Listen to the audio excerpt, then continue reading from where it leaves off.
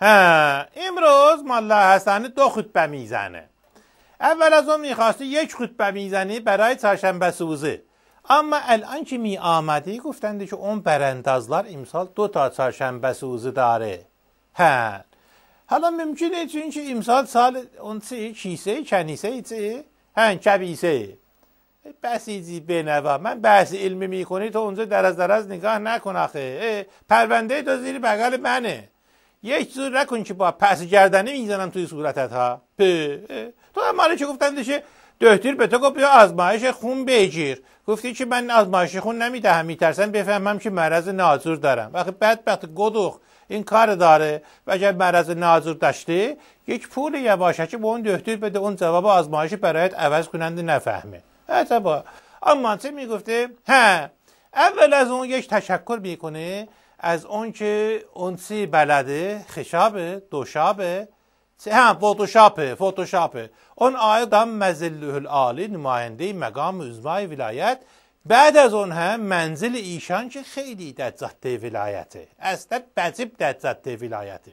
اسم اون خانم چه؟ نه اشتت شایخ نه اون فاطمه رجبی هم نه. منزل که میگویم نه اون منزل که دیوار سنج آدم نستی ها اون یکی منزل که ایشان هسته. البته ایشان هم دیوار سنج آدم نسته. بعضی چرت نزن چرت نزن چه؟ خجالت بکش. تو همانه چی میخواستی شیر داغ بخوری زیر گاو آتش روشن میکرده. آخه گام مازو نفهم حساب نکرده اون ته میچیری.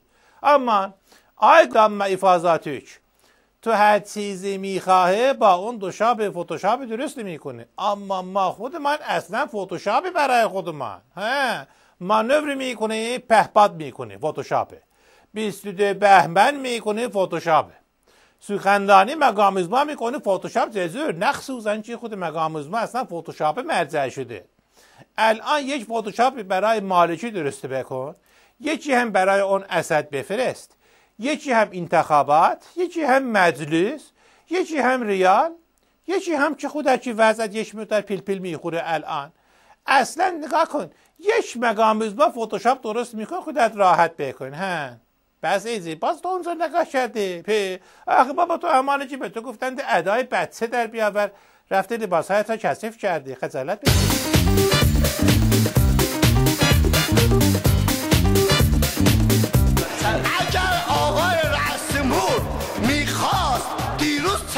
چرا با خودش نیاورد این چه دهنکجی است به خانه ملت؟ چرا همکاران دیروز دور برش جمع شدید مجلس را تضعیف کردید امروز با شما اینطور برخورد می‌کنید؟ هر کتونه اوش بابا ترکوندی مجلسو. میگم این یارو انتری که نرفت مجلس سیخ کرده تو چش مقام عظما دوباره گره به کارش انداخت. صبحی گره از زلف تو وا خواهد شد راز شب تار بر ملا خواهد شد تو آیه وحدتی که با آمدنت هر قطب نما قبل نما خواهد شد. آفرین زنده باشی. جوجه قطب نمای نماد وحدت فعلا که همش داره گرای عکس میده. خاندایی ما میگفت توسن کاش اگه قراره تو جاده ماشین به آدم بزنه یه پرشه‌ای کادیلاک چیزی بزنه. آخه خیلی افت داره که اولاغ بره زیر کامیون قزمیت اینترناش. حالا حکایت این عظماه که دم به ساعت زیر چرخ انتر دستاز خودش کتلت میشه. بدبخت همینه. این بدبخت بیچاره خیلی زیبا و خوش همه چیز داره اما دلش کر شده کور شده کسی نمیبینه. ویسکوت مگه تو از قیف انتری تعریف کنی؟ اگه مسابقه بذارن هر دوتون رو سکوین. اما ولش الان عظما به انتر چی میگه؟ چه بدبخت بیرام آوردی تو؟ خب اگه ترنگ عظما در نرفته بود چی بهش میگفت؟ نابودش میکنم. من نابود میکنم محکم میگیرمش رای دلش قطع میکنم. اینا رو عظما حتما بعد از غنیسازی تو دود و دم و هپروت برای خودش میگه. ولی خب همه میدونن که پشمی به کلاش نمونده و الا چی شده که انترش این بازی ها در میاره؟ ممکن آدم زیر پاش سر بخوره. آدم تو زندگی گاهی زیر پاش به اصطلاح باز عوامانه میگن زیر پاش پوست خربوزه است. اگه پوست خربوزه زیر پای آدم باشه، حالا پوست موز بگیر بهتره. پوست موز باشه آدم سر میخوره. نه تو بهم میری، سر بازی نیست. خاندایی ما میگفت توسن گرگ که پیر بشه رقاص سگ میشه، وگرنه محموتی کیلو چنده؟ راست میگم یا نه؟ واقعیت داره. البته حالا مثلا تعمیرش کردن، کمی سرپاش کردن. معلوم؟ آره معلوم، یه چیزی هم روش، اما بعید این یارو تعمیر بردار باشه. خب حرف آخرم بزن که وقت نریم. فقط قبلا هم عرض میکردم اینو یه چیزی نمیگیم، به اصطلاح عوامانه میگن ورد مالین بره. آره اما بخوای یا نخوای نظام ور مالیدمون رفته. تو فقط بپا با این اشوای شطوری خودتو برنمالن.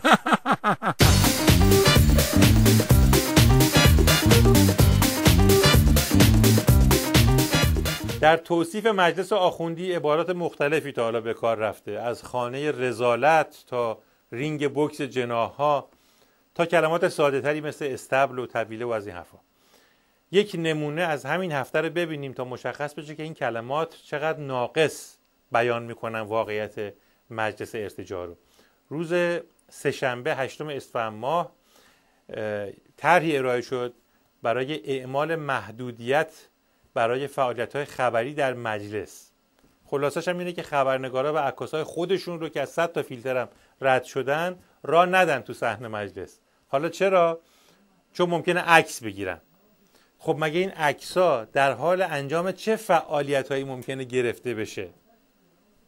نمایندگان در حال تمرکز روی کارها، در حال فعالیت‌های جانبی، در حال کلاهگذاری و کلاهبرداری، در حال تلطیف فضا به سبک آخوندی، در حال عکس گرفتن، یعنی همون کاری که برای خبرنگارا میخوان ممنوع کنن، در حال طی کردن ریل تکامل برعکس به سمت میمون، در حال مطالعات عمیق بوردا و انواع مدل‌های مزون‌های مختلف و در حال نمیدونم یکی رو چی بگم.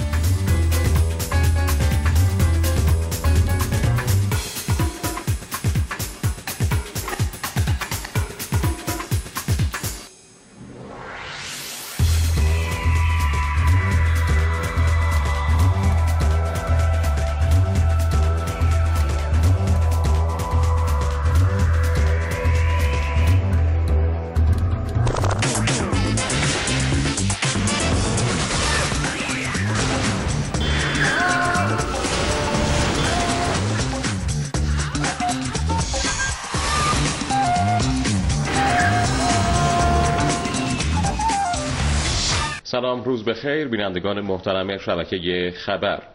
بررسی آخرین تحولات سوریه و جناب آقای دکتر تحلیلگر مسائل خاورمیانه. آقای دکتر سلام بر شما، بسیار خوش آمدید به استودیو شبکه خبر. البته بهتر بود به جای تعارف تیکه پاره کردن یه گوشه از این دریای علم و حلم ما رو بیریختی بیرون برای بینندگان عزیز. ابر استراتژیست نظام، دارنده تصدیق پایه 1 بین‌المللی، چرخ گوشت مسائل استراتژیکی، زبون درد میگرفتی بگی که این وجود همونه که رو کورنری که خودش زده بلند میشه رو سر همه با هد سنگین توپو میکنه تو تور دروازه، همونه که 150 کیلو دو ضرب میزنه بدون دوپینگ، هر کم میخواد بیاد آزمایش کنه. حقایق استراتژیکی رو نمیگی، بعد وقت تعارف کشکی تیکه پاره میکنی. تو استارت رفوزه شدی، ولی حالا روشن کن، بذار دنده یک برو سر سوالات ببینم چه کار میکنی. آقای دکتر تحلیل جناب عالی چیه از نشست مسکو و گفتگوهای بین دولت و مخالفان دولت سوریه؟ من الان تو تعجبم. عین نیوتن چرا از افتادن سیب تعجب کرد؟ چون که زیر درخت گلابی نشسته بود.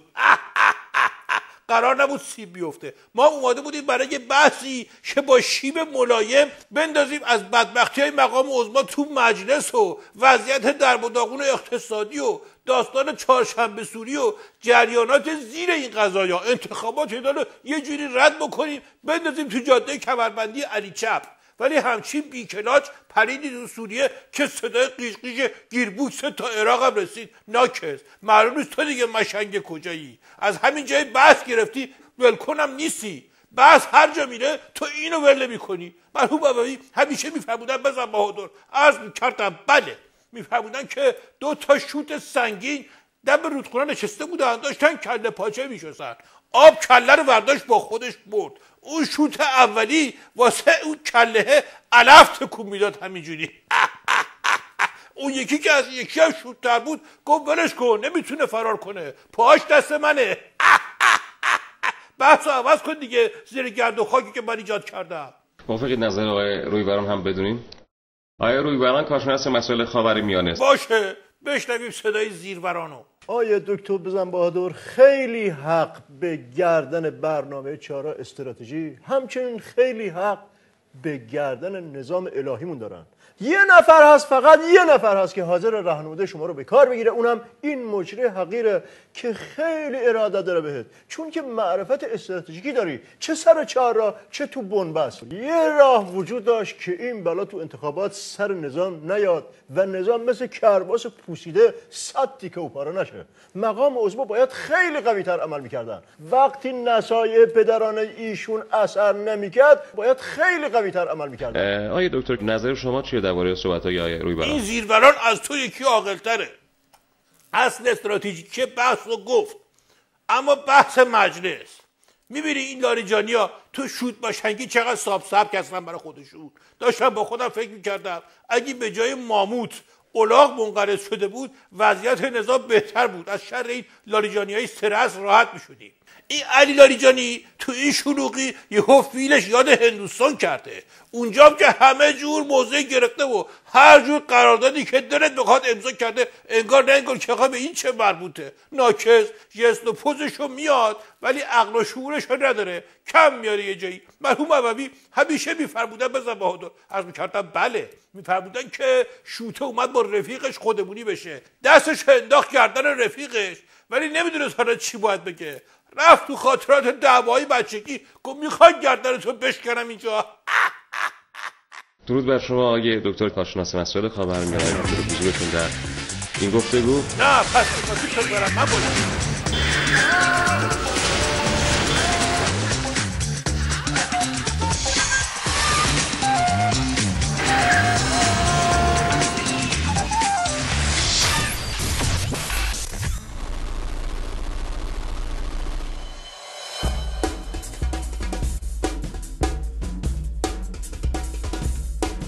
السلام على أبنائي الحكام العملاء بشار مالكي. أنا بشار، أنا مالك، أنا ولاية الفقيه لكل العملاء. أولا مالكي آلة ضيعة بيدي وكلبي. ثانيا بشار نموذج فريد في العمالة وإذلال، هو مثل الأطفال ولكن ارتفاعه غير مناسب. نحن يعني أنا وأنا أيضا إننا جميعا نوابغ القرن الأخير.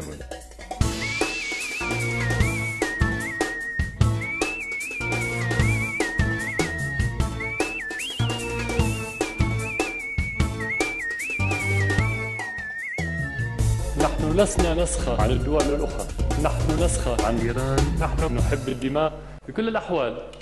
الدماء التي نزفت ليس مهم، إجماع شعبي ليس مهم، الحرية في سوريا ليس مهم كي ندمر وطننا. إنه حيوان. الآن دور مالكي. نعم،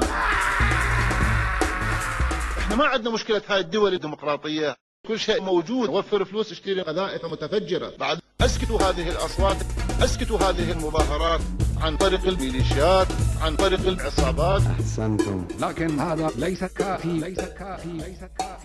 أيضا أكو عندنا مقابر الجماعية، أكو عندنا طائفية، أكو عندنا خروقات الأمنية، كل هاي الخدمات تصاعدية. ما شاء الله ما شاء الله. نحن 3 عناصر استثنائية، أصحاب الفساد بشكل يعني كبير.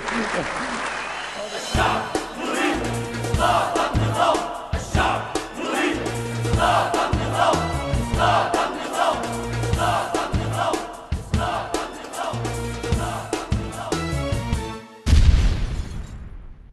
دوستان عزیز، وقت خداحافظی است. به قول یکی از دستاندرکارهای پیک شادی، قسمت سخت برنامه برای ما.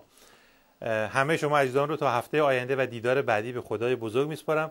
اما در عین حال یادآوری میکنم که میتونید از طریق ایمیل برنامه یا حساب فیسبوکمون با ما در ارتباط باشین.